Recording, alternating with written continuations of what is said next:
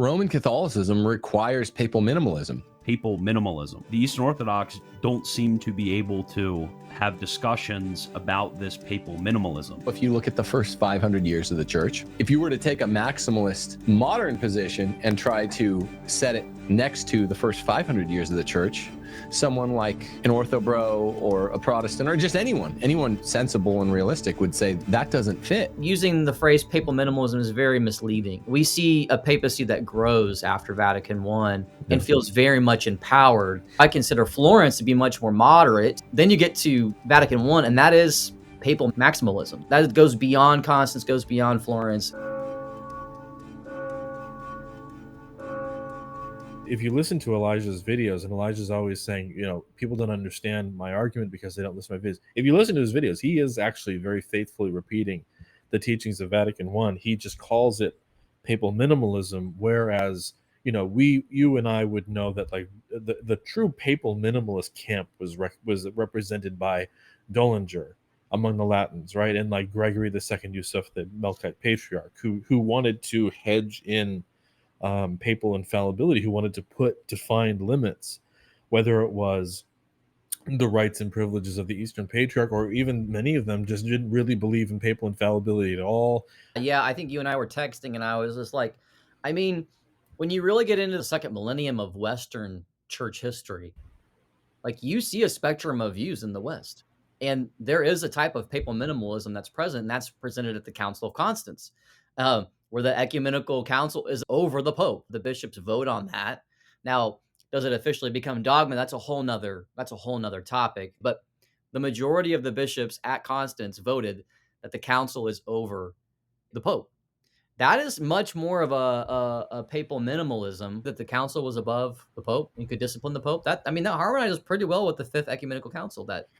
That was the majority opinion of the Western bishops. And as you say, it also, that definition would have been more or less acceptable to the Orthodox. Yeah. Yeah, because, Pope Vigilius can be disciplined, theoretically. Like, they kind of viewed that he could be disciplined. Absolutely. Then you get to Florence, which I consider to be more of like a papal moderate approach, where, yeah, you're making the Pope the head of the church, you're saying other sorts of privileges that are there, but it's also trying to say a lot of ththings about patriarchs and protecting their privileges and things like that. And so I consider Florence to be much more moderate. And then you get to Vatican I, and that is papal maximalism. That goes beyond Constance, goes beyond Florence. I think if you're operating within the dogmatic definitions of Vatican I, that is papal maximalism. Now he's trying to have more of a moderate view of it, right? So that's why I was joking on Twitter today. It's like he's got papal moderate maximalism, but he's trying to say, but he's going to consult the bishops because of the Swiss letter and the German letter. Right? Yeah, that was kind of, I was trying to get at that point where it's saying like, Xi Jinping, should consult the party. But what if he doesn't consult the party? Well, then, he speaks with the mind of the party anyway. That's what the leader is. What if he actually doesn't agree with the majority of the party? If you frame it as I tried to do, maybe unsuccessfully, but in political terms, you see that that's actually a fairly purely autocratic system. I was talking about Constance being true papal minimalism. Like that's the papal minimalist position. But what people are not really aware of is that position lasted almost all the way up to Vatican I. Mm-hmm. Now, I'm not saying that it was the majority all the way up to Vatican I. It was the majority at Constance. I mean, the majority of the bishops said the council is over the Pope, so we know that most of the bishops voted on that. Mm-hmm. But what's interesting is that when Florence comes around, well, what was going on? Well, the Council of Basel was happening, and then Florence broke off of that. Basel, that they were the ones who were basically the Constance bishops saying, we don't agree with these types of papal powers. The Pope goes and starts another council, invites the Orthodox to that. But what's interesting is that those people never accept Florence. But then fast forward, their successors down the road, when they get to the Council of Trent, there are bishops there that don't accept the Florence statement on the papacy. They're still papal minimalists, and they reject Florence, but they're at Trent, and they're allowed to be at Trent, and they're allowed to vote. And because there was such diversity about the papacy at Trent, they couldn't come up with they didn't come up with any kind of major definition on the papacy against the Protestants. Because they couldn't, because there were so many papal minimalists there. And I'm quoting O'Malley and Tuchinski on this, by the way. They both bring this point up. And then after Trent, of course, you have the Gallican movement, in France. Am I pronouncing that right? Gallican or Gallican movement? Gallagher, yeah. Yeah, and they write their 4 articles, and that nothing that the Pope does is irreformable unless the church seals it. So Fascinating. they had so all I'm trying to demonstrate is that this papal, papal minimalist position from Constance is all the way up to about Vatican I. And Yep, so I believe that's that. why I'm saying You that there's see it. kind of a spectrum there of like Constance people, and then you've got the Florence people, and then the Vatican I is the maximalist position. The Melkite Patriarch was definitely not on board with the Vatican I definitions. He was much more writing in Florence definitions when he signed it. Right. And that shows how far it's come, right? If he's entering in the qualifications from the Council of Florence, it shows that Vatican I was even more extreme than Florence, because he was using Florence to hedge and to qualify, and that was rejected, right? Yeah, there So were 80 Eastern Catholic bishops, and 60 of them left before the vote took place because they didn't want to scandalize the Pope by voting no, because he wanted like he made it clear that he wanted like a very big majority, and so they left. The Melkite Patriarch warned at Vatican I that if you vote yes on this, it destroys the Orthodox understanding of ecclesiology, like how the Orthodox view the constitution of the church, which would affect Eastern Catholics who were trying to advocate for a reunion. Yeah. So he was very concerned about that, but it also deeply affected Western synodality. When I say synodality, it's like, well, the West had synods, like the West, like gathered bishops, and what was happening before the Pope appointed the world's bishops? Who was electing the bishops? right. We've got these letters that the Pope's going to consult the bishops, but after Vatican I, you also have to interpret it based upon what changes. Like, how, does the Pope start acting differently? Well, he begins appointing half of Italy's bishops for the first time ever, Fascinating. and then just a few decades later, he's already doing most of the world, That's appointing fascinating. most of the world's bishops. And he's even, well, I think even before the council, he decided that I'm going to start appointing the Armenian patriarch myself. So this was a trend that was happening with him, and so we still live in that realm where the Pope appoints the world's bishops, but that was not something that was happening before Vatican I. That's why it's just like using the phrase papal minimalism is very misleading. I mean, we see a papacy that grows after Vatican I and feels very much empowered.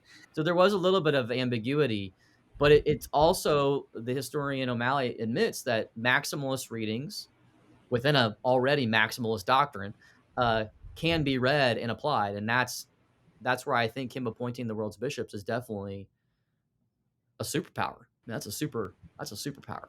Yeah. Yeah. Also, the Pius IX's letter to the German bishops that say that, of course, the papal infallibility, papal supremacy, of course, these do not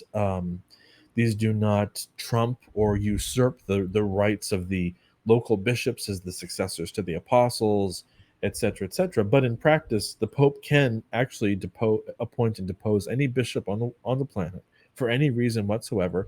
And even if he between those two events, the appointment and the deposition, the Pope has the Pope's jurisdiction over the entire church is episcopal and immediate. He can override any decision made by any bishop anywhere on the planet. I think even one of the other anecdotes that's I think that is confirmed is the famous one about, was it Cardinal Marini? Dude, I don't remember his name. He's an Italian cardinal, saying essentially what this proposition that Gasser shoots down, where he says, the Pope's infallibility cannot go beyond the limits of the church's tradition. And that's when Pius famously says, I am the tradition, I am the church. I'm pretty sure that anecdote is confirmed. Yeah, Chichinsky and O'Malley. I mean, O'Malley is kind of like, he's It's in a O'Malley, I Roman think. Catholic historian. He's the one that he totally, like, he doesn't mention like the Melkite Patriarch being stepped on by the Pope's foot, but he does mention the I am tradition one for sure. Yeah, that's right. Yeah, Yeah, no and doubt that's that seems, so again, what's minimalist about that, and what is, and I the other thing, and as you're kind of suggesting, Kyle, and as Elijah admits, he says, he said I came up, he said I started framing it. I'm trying to be fair to him. He started talking about papal minimalism because he got involved in this debate because he was concerned by the number of Catholics that were kind of balking at the papacy and then becoming Orthodox. So this is kind of an explicitly apologetic framing. He has an agenda in the way that he's talking about these things, right? But there's, again, I think that from an apologetics perspective, if you do actually sit down and listen to Elijah's videos, you're getting the exact same kind of papal absolutism that scares, rightly, I mean, frightens a lot of Catholics and Protestants and Orthodox. He's just calling it papal minimalism, and kind of, I think, hoping that that's gonna, it, like, his point is basically it could be worse, right? And but that's, but I think that that's kind of the question. Could it have been worse? Elijah's point ultimately is that the only real, and I mentioned this, I said this almost word for word in the debate, and he more or less acknowledged it. The only real check on the Pope's power in his system and in Vatican I is the Holy Spirit. That is, and Gasser talks about this explicitly, and Elijah admitted it, that the only thing, when push comes to shove, the only thing or person or whatever that can stop the Pope from teaching error, if he sets out to do so, and to do so ex cathedra, is the Holy Spirit. The Holy Spirit will strike him dead or whatever.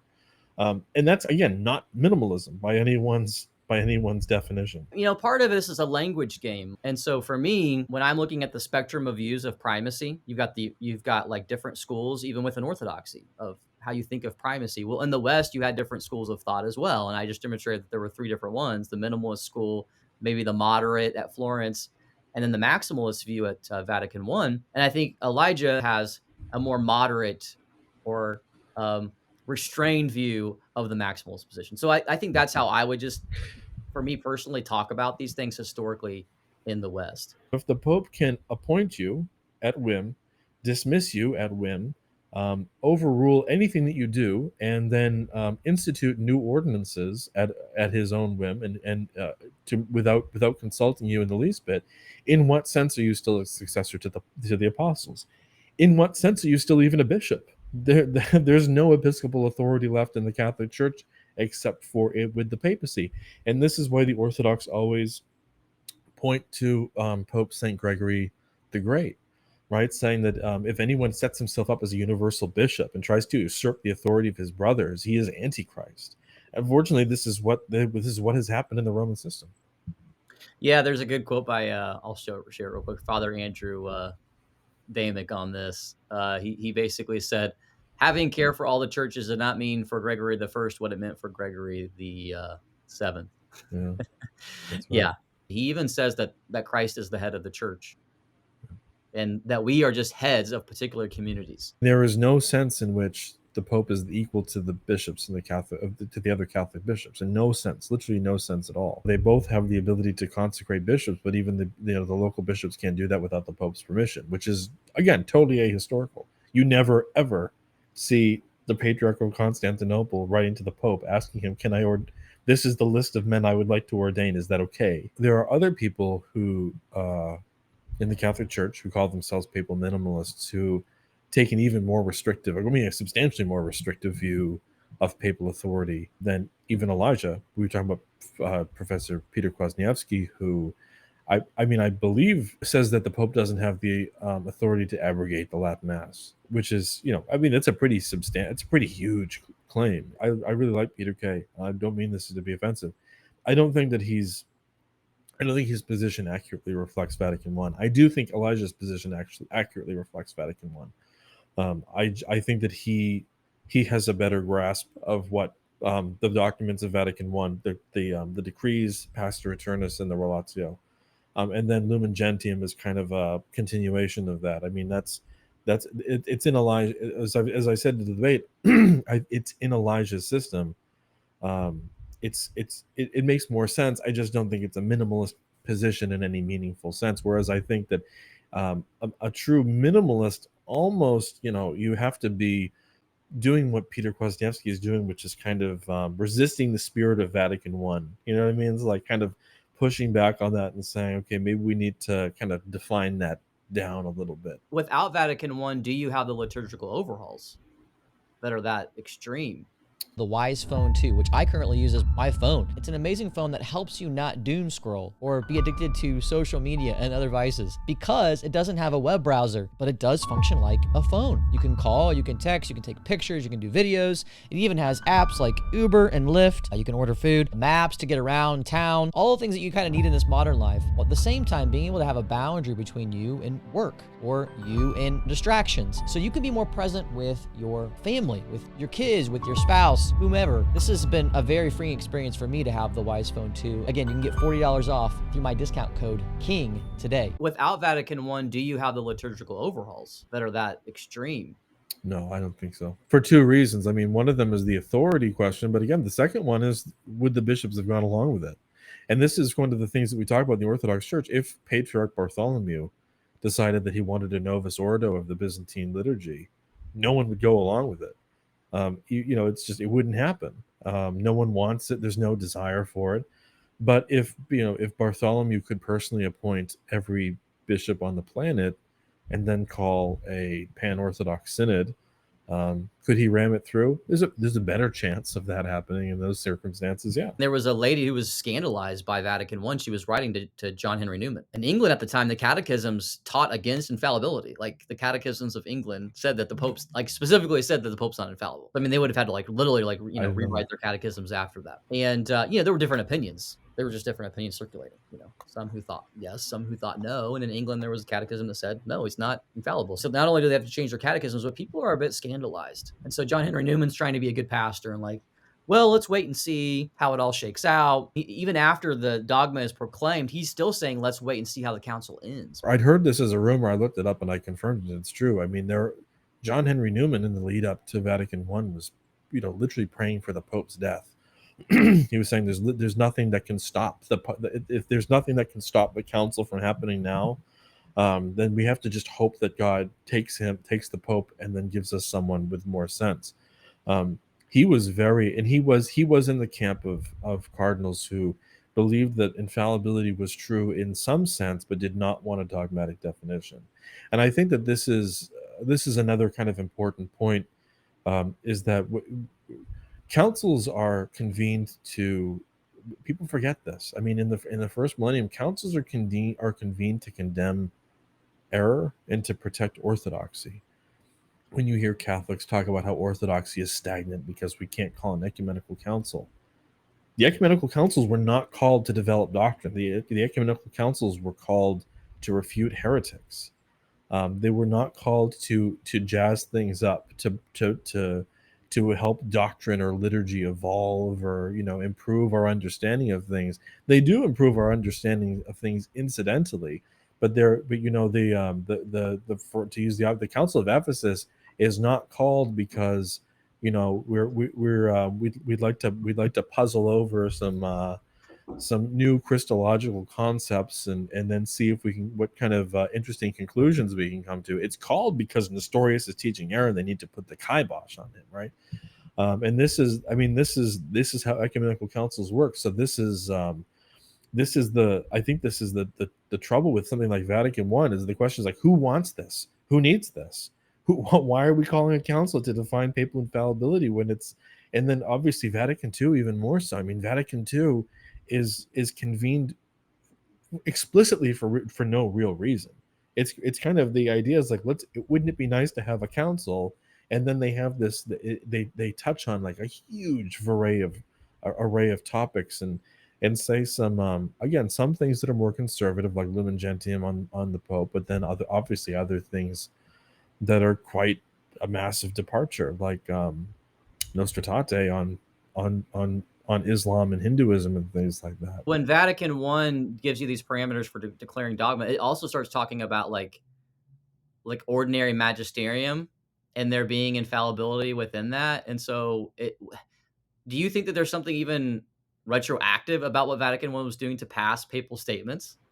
Because it's kind of an obvious question.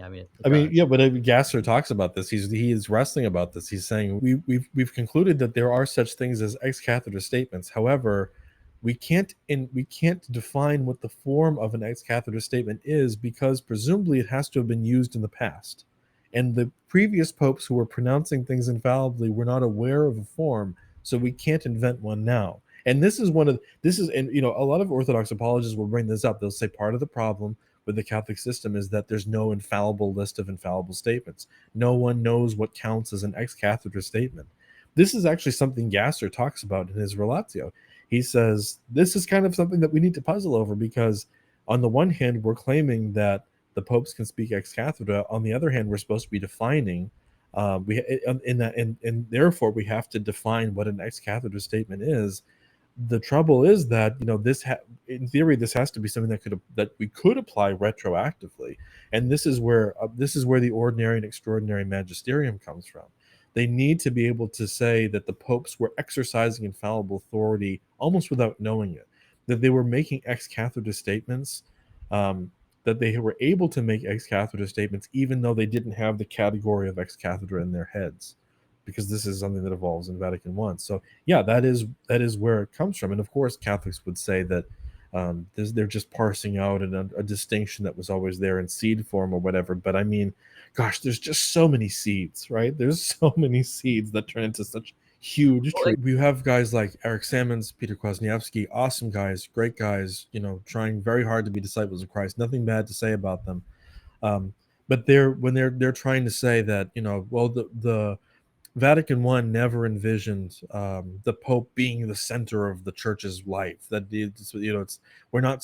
we need to resist the spirit of Vatican I. We need to resist this idea that the whole Church is supposed to be revolving around the Pope, that we're supposed to hang on the Pope's every word. Not only Vatican I, but every papal document going back to the Great Schism, like Dictatus Papae, does actually want the Pope to be the center of the universe. Some of them explicitly say his name is the only name that is to be spoken in the churches, right?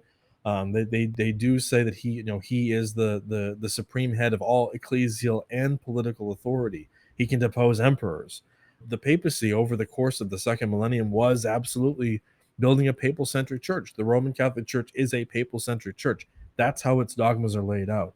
And that starts from Dictatus Papae right after the Great Schism through Lumen Gentium. Elijah, she said, I'm okay with being called a moderate maximalist. What's important to me is the idea behind the terms.